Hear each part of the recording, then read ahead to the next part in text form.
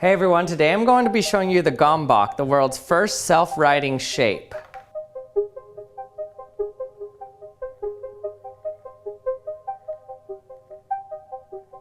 In order to understand how a Gömbock works, we have to understand equilibrium points, stable equilibrium and unstable equilibrium.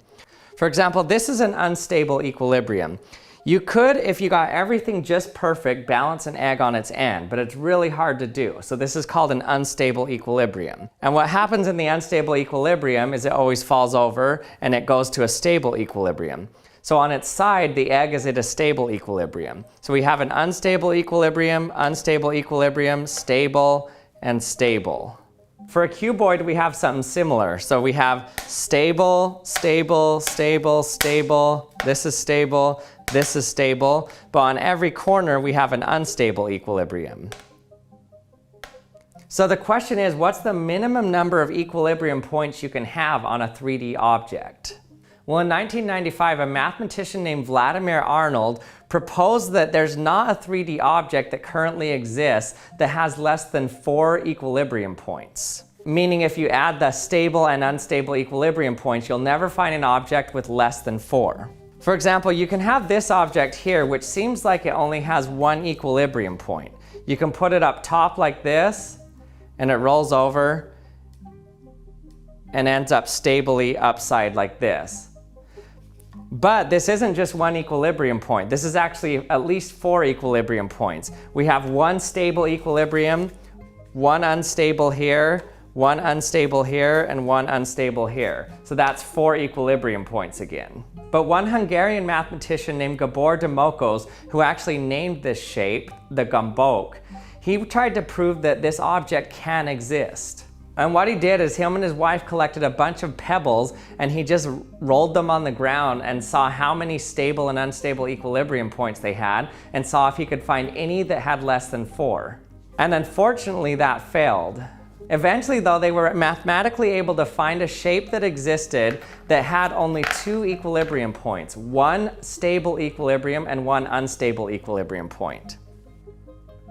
The Gömbock is the world's first 3-dimensional convex and homogeneous shape that has only 1 stable and 1 unstable equilibrium point. So this is its stable equilibrium point, and this of course is its unstable equilibrium point, and there's no other stable or unstable equilibrium point on this whole object besides those 2.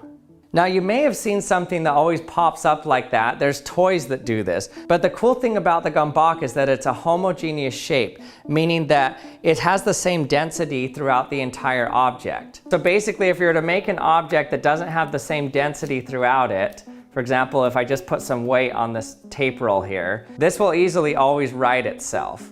So it always comes back to this point. But in this case, you're cheating because you've made it a non-homogeneous shape. But in this case, there's no weights in this. The entire thing can be made out of a solid material and it still behaves like this. Now, the coolest thing I think about the Gömbock is that you'll notice that this may look similar to something that you've seen in nature, a turtle. Now most turtles right themselves just by wiggling their arms and legs and head around, and they can eventually flip themselves over if they get turned over. But some turtles have evolved the ability to flip themselves over using nothing but gravity. And basically what they've evolved is a turtle shell that looks like this. So if they get flipped over, no matter how they land, they can always right themselves if they just tuck everything in. Now there's only about 3 species of turtles that have evolved this way, but it's amazing that they've evolved this exact same shape that mathematicians had to prove existed. Now it turns out a true Gömbock is very hard to make, because if it has any minor imperfections in it, then it will create another unstable equilibrium point or even a stable equilibrium point. And that's why the mathematician had such a hard time finding any objects that in nature that are true Gömbocks. Even the turtle that I mentioned isn't a true Gömbock, but it's an imperfect one. Now these Gömbocks that I have here are actually 3D printed. If you want to make one, I'll put the file that I use in my description. Hey everyone, thanks for watching another episode of the Action Lab. I hope you liked it. If you did, don't forget to subscribe if you haven't subscribed to my channel yet.